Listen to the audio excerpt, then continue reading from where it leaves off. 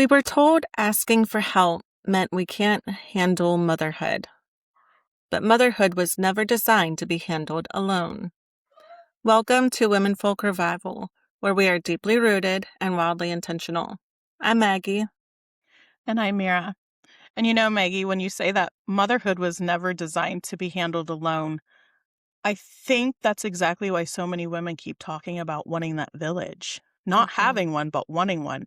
And I think most of us know, it, even, I don't think most of us know what it is exactly what we're looking for anymore. We are always connected to hundreds of people online, and we can just text anybody at the drop of a dime, and we can see Yes. what everyone had for breakfast on Facebook. And Um, you know, still somehow we've never felt more alone. And I've said that to my husband just a few weeks ago. I'm like, I feel lost. I feel so alone. And I have you here and I have the kids here. I feel so disconnected.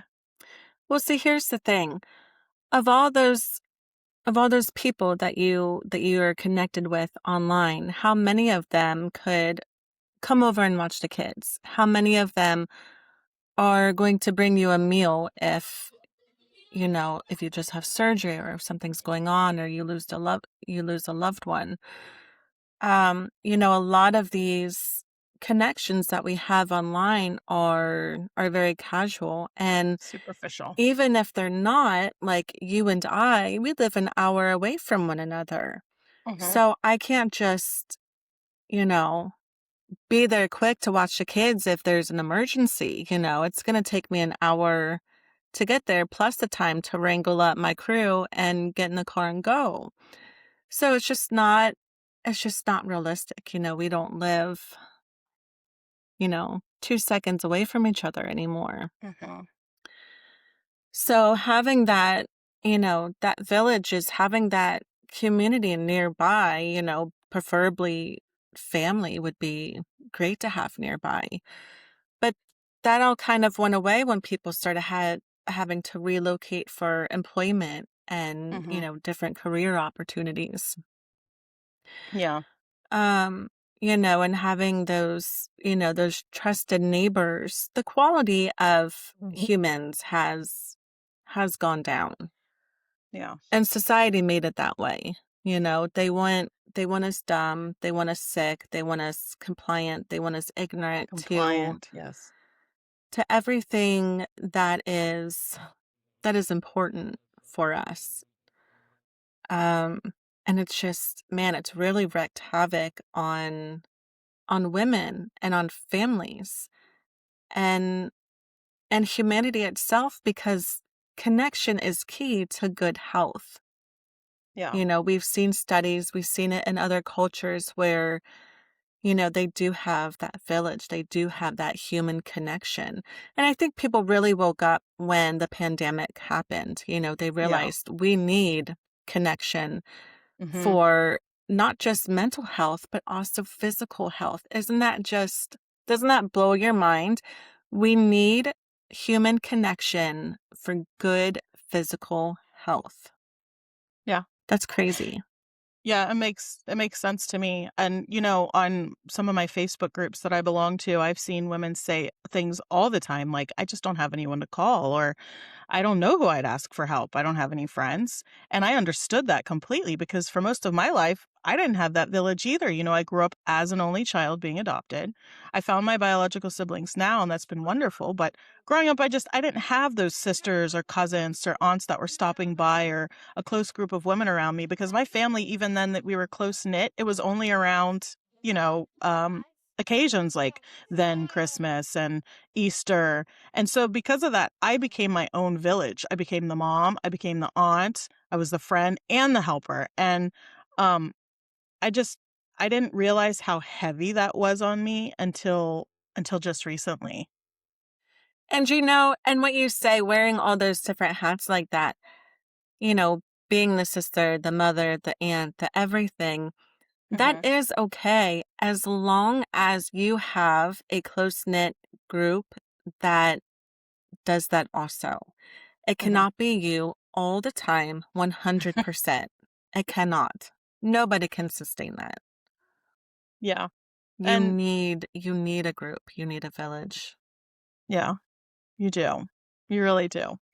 And then I started wondering, what is it that we're actually looking for when we want that village? Because it's not just childcare or someone watching our kids in the afternoon. It's like you said, we're craving that connection. Mhm. Someone to just call or text and be like, "Man, today was hard." Or when we're questioning ourselves, like we do with each other. Yeah. We're always texting each other, someone to laugh with or someone to cry with, like me, because I cry all the time. Or, Well, and just share I do life too, with. I just don't do it. I don't let Online. people see it. It's hard. Those emotions are there, Mhm. but someone who understands that, life is beautiful and so messy at the same time. It's not one or the other. It's a combination of both, and I think that's why so many of us end up on our phones, and it's not because we're lazy or bad mothers. It's just I think some of the time I think we're looking for that connection and we're searching for that community, you know? Yes. Yeah, to have something that is outside of just motherhood.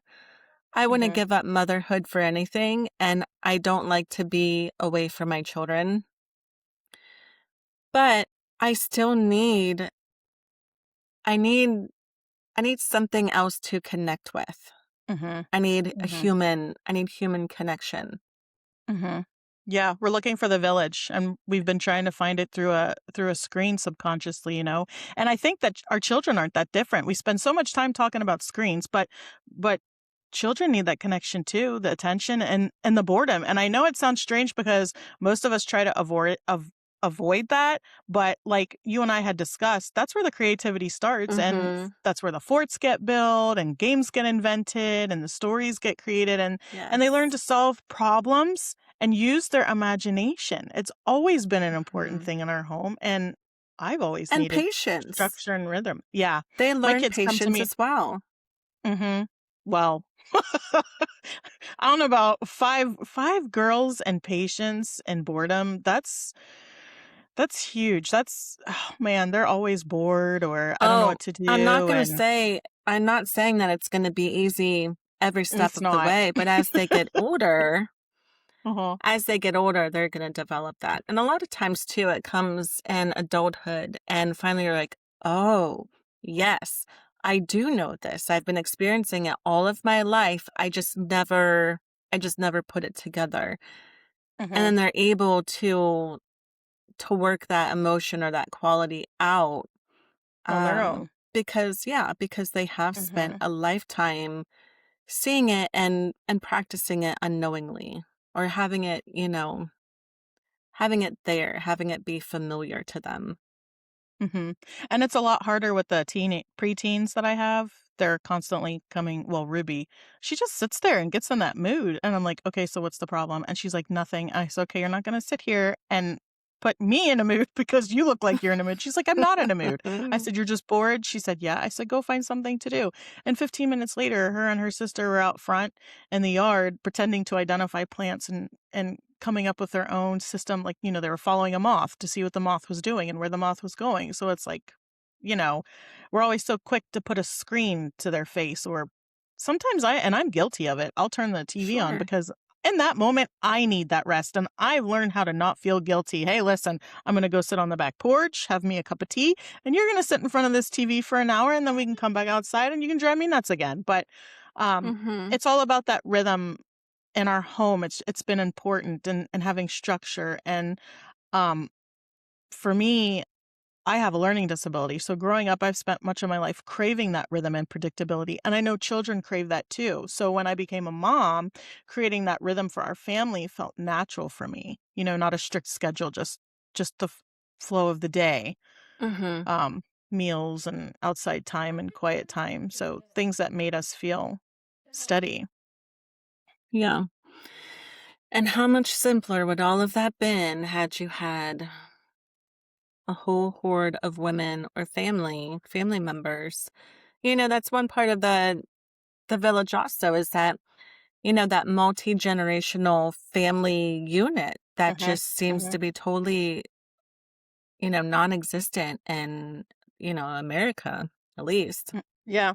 Um, and I don't know if I could imagine. I could probably live with my parents and it would be fine. They're not, they definitely have their opinions, but I think that I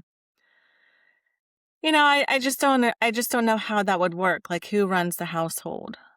You know, I I've never Yeah. experienced it, so I'm not really sure. It's a hard thing to kind of think about, but I would love to have a property where we had our house and then we had a secondary Mhm. house on our property where my parents could live. That would be That would be amazing. amazing. Yeah. Yeah, my family are super independent women, and I grew up being like that as well. So it's, "Can I come and see you?" to my own mother, "Well, let me look at my calendar." My aunts, "Let me look at my calendar." So there would be no possibility of even thinking about moving in with any of them because they have their own schedule, their own routine. And my mom, she's in her mid-70s now. She goes out and does everything, and she's very independent still. But my husband, moving from another country, we ended up just kind of falling into a rhythm because he and I both had that pattern about us, that we were able to thrive on. But if we would have moved and stayed in his country, we would have definitely had his parents move in with us and taken care of them, because that's what you do. You take care of your parents in his country, Mhm. and he still provides for them here. Um, and I would have loved to have lived with his mother and father. And they would have just been like, we'll bring the kids over, and we would have wanted to go out, and we would have just dropped them off at their house for an hour, and they wouldn't have thought anything of it. Oh, we'll just let them spend the night. And I see how they do that with their grandchildren there now. So it is interesting how it feels like being here in the United States, everything is very independent and gotta get it done, gotta get it done. No, hold on a second, gotta get it done, gotta get it done. And a lot of some other countries are pretty laid back and relaxed where you are living with the parents. Now, there is that fine line between, I know, culture, you move in with the parents, the woman leaves their parents' home to go live with the husband's parents, and things happen there too. And there's a lot of there's a lot of things that go on that people are like, well, I would never do that. I would want to be on my own. But they are kind of becoming more relaxed, nowadays than they were before. But that's Yeah. something that I would have loved to have done. To have that and gain that knowledge from them and learn their tradition and have them pass things down. Yeah. Um, I just Yes. don't have That that. and and even within, I can remember growing up and my mom did a lot of things, cooking wise and stuff, but it was never something that we really worried about, I guess, us learning because you just need that less and less because society was becoming bigger and better and there's so many things that we just didn't need to know how to do anymore. And and that is just exploded. Mhm. And the amount of knowledge that humans once had is gone. Now we It have is. knowledge of brands and celebrities and Yeah, sports yeah. and all this stuff that doesn't matter. It's fun, but it doesn't matter. Mhm. Living matters. Health matters. Yeah. Connection matters. Love matters. That's, Mhm. society. I think that's what a lot of women are craving these days too, is they're finally realizing, they're stopping dead in their tracks because the world's getting so nuts, and they're like, "Wait a minute. This isn't how it's supposed to be." And I've Mm-mm. noticed a lot of things lately as well. I do spend a good amount of time on my phone between work, the podcast, business, life in general. But I have been making a conscious effort to put it down throughout the day. And what I realized is my children aren't usually asking for hours of attention like they used to. Most of the time they just want a few minutes, acknowledgement, and they want to see what I'm making, or me see what they're building and hear what they're saying and being a part of their world in that moment. And then they're Mhm. off doing their own thing again. And it's almost just like they needed that connection first. It's not like they needed that connection first. And I've stopped doing social media except for our Facebook and the Instagram I'm getting up for the business. But other than that, I don't doom scroll on my phone continuously. Like, I know that's what a lot of people are falling into now. And We just need to get back to the children, even though they get on our nerves. If you pay them attention, then they'll go away, I promise. Because then they won't want to be near you. Oh, you're giving me too much attention. Yeah, and they run off. Yeah. Oh, I think it's just all about setting time limits even for, Hmm. we used to have time limits for the kids on their tablets and TV and that sort of thing, but they've gotten to the point where, like, for recording this, I put the TV on for them and I gave them their tablets. Hmm. But I can hear them. They're all sitting down playing together. Yeah. They're not on their screens. They're not watching TV. They're playing. Hmm. And Hmm. that's awesome. Now, if it gets to a point where I see that they're on their stuff a lot, then yeah, it's going to go away for a while again. Just so they can rebuild that, oh, hey, this other world exists and it's way better than our screens. Hmm. It is easy to get caught up in it. And it's just a It, matter of, and I did it myself. And my husband was like, hey, he was like, you are on your phone too much. And well, I'm just like, really? And I'm like, wow, I'm like, now that you say this, I'm like, yes, you're right. I am. And I've said it to him before, and the kids will let us know too. I'm frozen. yeah. Am I moving? Okay. That's great. And that's just, it's I, a lovely I visual think too. it'll be It's okay. awesome. I think it'll fix itself. um, so, and I do like, especially going on Instagram, because I follow a lot of holistic doctors and Hmm. people, and I get good information there. But I only give myself a certain amount of time to do it, and then I'm done for the day, you know. Yeah. And things will have to wait, and I'll have to learn, in time. Yeah. Our older kids actually, they had tablets when they were younger. And we let them have tablets because we were doing a lot of traveling back and forth internationally. And then when everyone came here, we would do tablets for just like an hour in the evening. But then a few years ago, they got in trouble for something. I don't even remember what that reason was for. And we just took their tablets away. And we just never gave it back to them. And it wasn't because we were against, technology. We just never we never thought about it, and they never asked for it again. And I feel like Mhm. it reminds me that kids don't always need us to give them something for them to do. Sometimes they just need their own space so that they can figure things out on their own. Yeah. Yeah, I agree with that. Um, I like the idea, and my husband and I have talked about it before about just getting rid of them. But we'll have like family Minecraft, where we'll, play together, and a lot of times, we'll do survival, and then everyone will go in with a job. Someone's got to get wood, someone's got to, do this. So it does create a fun thing for us to do and things for them to work on and certain challenges. And I do feel that they need to be somewhat aware of technology and know how to use Mm-hmm. it, because that is the Yep. world that we do live in.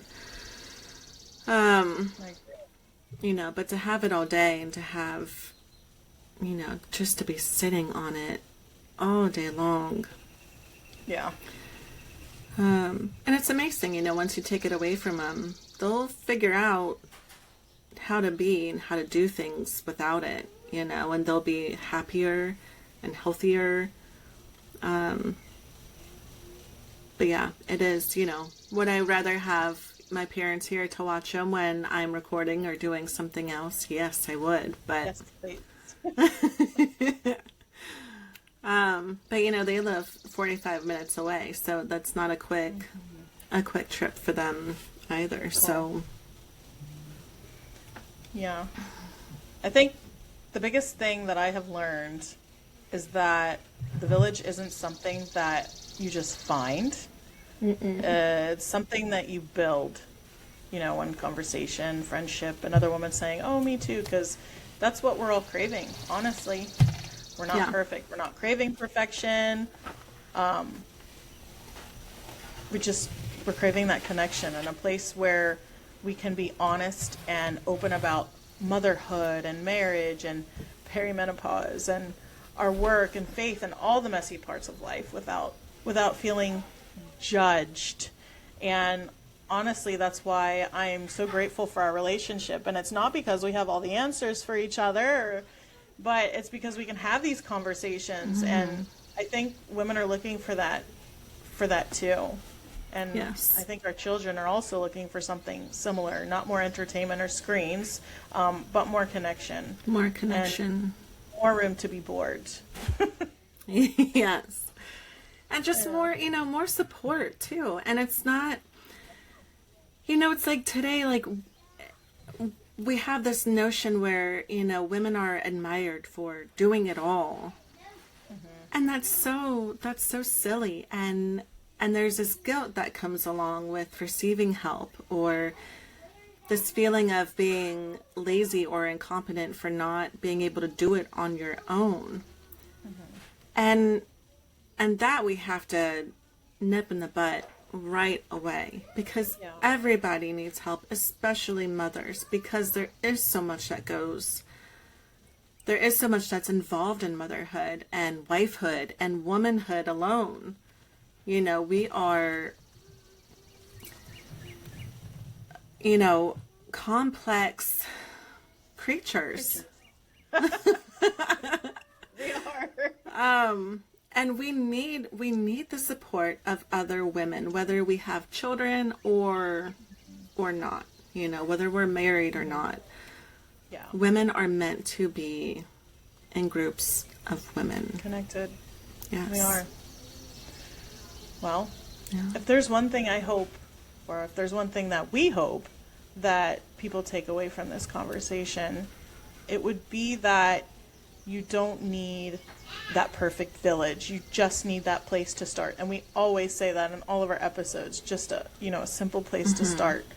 One friendship, one invitation, one phone call, one honest conversation. This is how villages are built. And that's... Go ahead. And it's okay to depend on others, because right now, let me tell you, we are all dependent on the system that was created, and that system is fragile, and they can tear it away from us whenever they want, but they cannot break the bonds that you have with other human beings. Really So I am dependent on my best friend Meara here. And the powers that be can never take that away. We always have that. Yeah. And that is, that is what we as women need to start finding and building and keeping. Yeah. So I was going to say something and then I completely blew my mind. It's okay. If this episode spoke to you, share it with another woman who may need to hear it. Let's keep building the village one woman at a time. And next week, join us for Rest is Not Laziness, Why Women Are Exhausted. Until then, stay rooted, stay wild. stay wild.